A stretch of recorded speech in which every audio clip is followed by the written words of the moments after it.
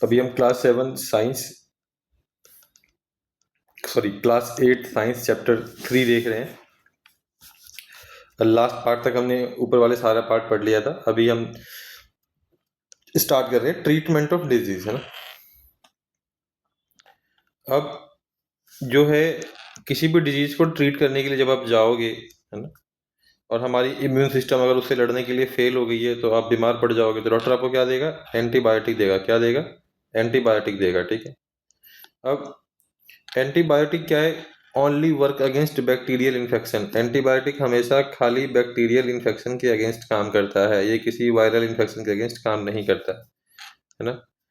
ये क्योंकि ये उन बैक्टीरिया सेल्स को टारगेट करते हैं जो ह्यूमन और एनिमल सेल से अलग होते हैं, है ना। जैसे मैंने आपको बताया था कि बैक्टीरिया के जो सेल्स हैं या और ऑर्गन टू ऑर्गन या फिर एनिमल टू एनिमल जो सेल्स हैं वो वेरी करते हैं।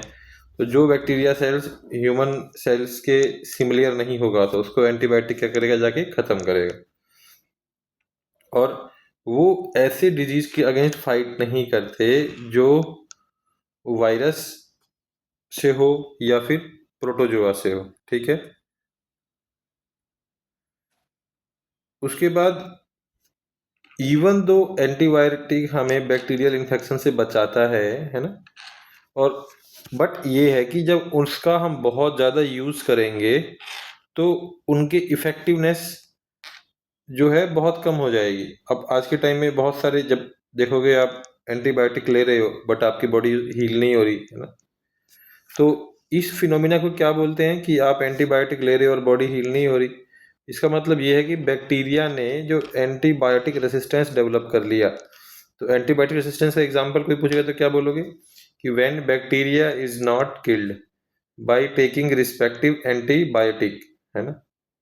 सो this phenomena is known as antibiotic resistance. ठीक है।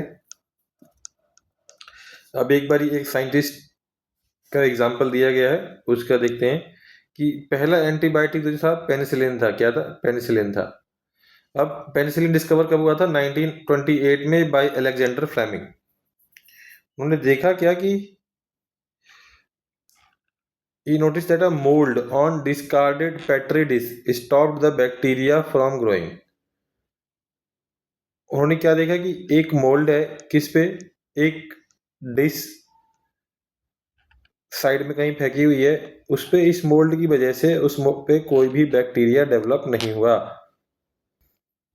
जब उसने देखा कि एक फंगस से जो है बैक्टीरिया ग्रो नहीं कर पाया डिश पे, तो उसने अज्यूम किया कि हो सकता है कि इस मोल्ड ने कुछ ऐसा सब्सटेंस रिलीज किया जिससे बैक्टीरिया को मार दिया गया, है ना।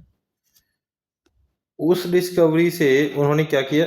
पेनिसिलिन का डिस्कवरी किया, है ना। और ये क्या था? पहला ऐसा एंटीबायोटिक डेवलप हुआ जिससे हम बैक्टीरियल इन्फेक्शन को मार सकते हैं। अभी आप अगर देखोगे तो पेनिसिलिन का यूज कहाँ कहाँ पे होता है? पेनिसिलिन का यूज आप देखोगे थ्रोट इन्फेक्शन हो गया, मेनिंगिटिस हो गया, साइफिलिस हो गया, निमोनिया हो गया, और कुछ वुंड इन्फेक्शन जो खुले चोट आपको लगते हैं,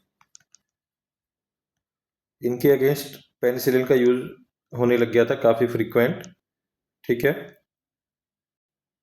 अब अगला पार्ट देखते हैं कि एंटीबायोटिक रेसिस्टेंस हमारे कम्युनिटी में फैली कैसे, है ना। कि कैसे आज जो है बहुत सारे ऐसे एंटीबायोटिक हैं जो इफेक्टिव है नहीं लोगों पे। तो अब अगर यहाँ से देखें तो क्या हुआ? इस बंदे ने एंटीबायोटिक लिया, ठीक है, और इस बंदे ने एंटीबायोटिक लिया, ये हॉस्पिटल में गया, है ना। बहुत बीमार था तो हॉस्पिटल में गया। अब क्या हुआ?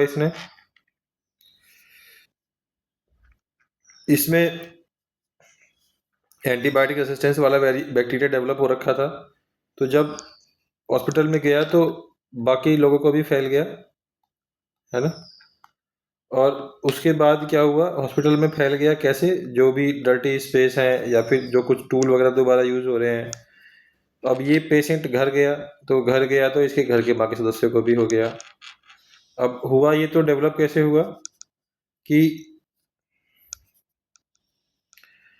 अब हमने एनिमल्स को बहुत सारे एंटीबायोटिक देते हैं कि उनको बहुत सारी डिजीजेज जो हैं वो ना हो। अब एनिमल में डेवलप हुआ तो एनिमल से क्या क्या बना, बटर बना, मिल्क बना, एग बना। इसमें क्या था, ऑलरेडी बहुत सारे एंटीबायोटिक थे। वो जब हमारे बॉडी में आए तो जो एनिमल में रेसिस्टेंस डेवलप हुआ था वही वाले बैक्टीरिया हमारे बॉडी में आ गए। अब वो बैक्टीरिया को ऑलरेडी एंटीबायोटिक रेसिस्टेंस है, एंटीबायोटिक से वो खत्म नहीं होता, तो हम जो है हमारी बॉडी के जो है एंटीबायोटिक लेने पे भी हील नहीं होगी, ठीक नहीं होगी। दूसरा क्या है, जो क्रॉप फील्ड में सॉइल है ना, जो आप एनिमल फर्टिलाइजर आप यूज कर रहे हो, है ना, जो आप गोबर वगैरह यूज करते हो, उसमें क्या होगा, उसमें एंटीबायोटिक रेसिस्टेंस होगा। वो आपके क्रॉप में आएंगे, क्रॉप से फिर क्या क्या होगा, आप खाओगे तो फिर आपकी बॉडी में डेवलप होगा, ठीक है। फिर अगर मान के चल दूसरा जो बताया था आपको, किसी आदमी को ऑलरेडी डेवलप हो गया है तो उस आदमी से वैसे ही बैक्टीरिया जो है बाकी फैमिली में और हॉस्पिटल में जाएगा तो वहां से दूसरे बंदों को सब में डेवलप होगा।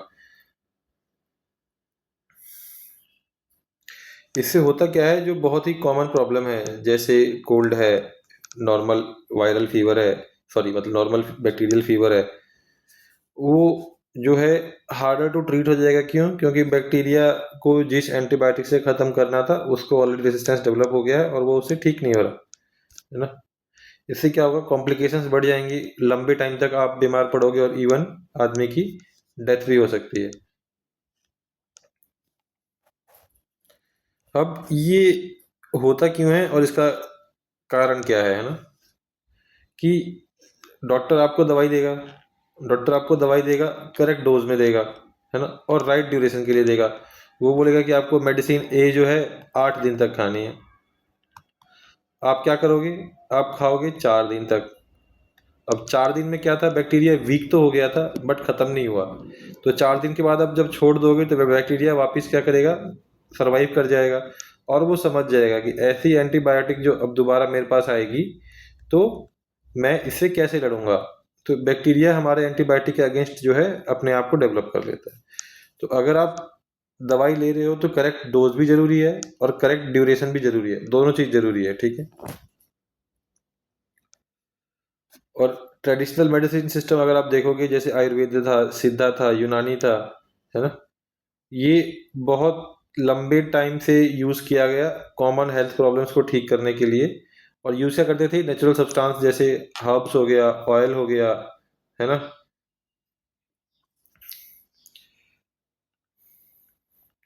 और क्या करते थे, मिनरल्स यूज करते थे for managing illness and promoting recovery and focus on healthy lifestyle and balance diet. तो पहले जो हम ठीक करते थे अपने आप को, वो क्या आता था, सिम्टम देखा, सिम्टम के हिसाब से उसको घर का उपचार दिया। तो ये एंटीबायोटिक रेसिस्टेंस वाली चीजें जो है बॉडी में डेवलप नहीं होती थी।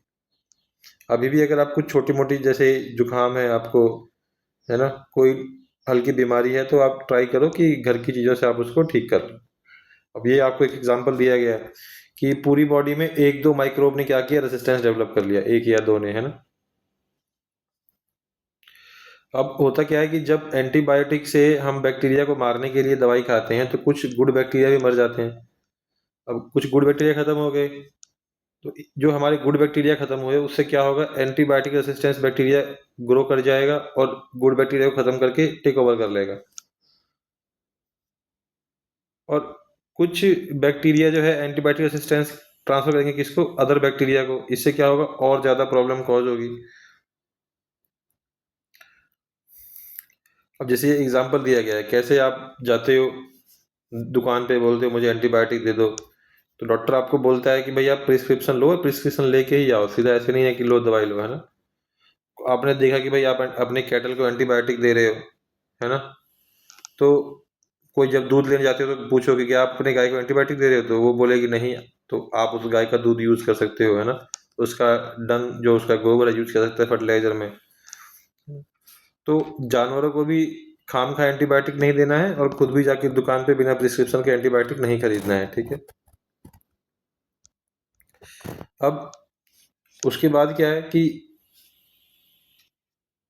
जो थेरेपी है नॉन कम्युनिकेबल डिजीज की, वो फोकस किस पे होता है? Managing symptom and improving quality of life through medication, lifestyle changing and rehabilitation. तो अगर आप देखोगे कि अब किसी को ये डेवलप हो गई है ना, तो इसका थेरेपी जो करना है वो कैसे होगा? क्वालिटी ऑफ लाइफ इंप्रूव करना है, मेडिकेशन देना है, लाइफस्टाइल चेंजेस करने हैं एंड रिहेबिलिटेशन, उसको नए तरीके से जो है नए ग्रुप में अच्छे से रखा जाए, है ना?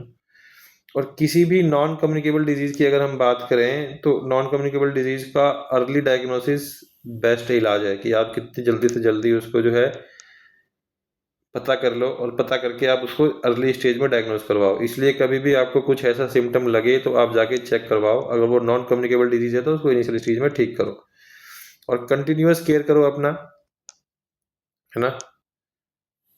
और ताकि डिजीज प्रोग्रेस ना हो, बहुत ज़्यादा बढ़े ना, और शुरू में ही आप जो है कॉम्प्लिकेशंस को प्रिवेंट कर लो, ठीक है? तो अभी इस वाले पार्ट में ये चैप्टर हमारा कंप्लीट खत्म होता है। सो अगले वाले पार्ट में हम खाली क्वेश्चन आंसर देखेंगे। So thank you very much for watching complete video. आप प्लीज़ लाइक एंड सब्सक्राइब कर लें वीडियो क्लोज करने से पहले, और अगर आप हमें हेल्प करना चाहते हैं तो you can help us by donating on this mentioned UPI. हमने अपना ईमेल और टेलीग्राम डाला हुआ है, अगर आप हमसे जुड़ के पढ़ाना चाहते हो या आपको हमसे कोई स्पेशल नोट्स चाहिए या कोई क्वेश्चन है जहाँ पे आपको डाउट है तो आप हमें लिख के वो पूछ सकते हो। Thank you again for watching complete video.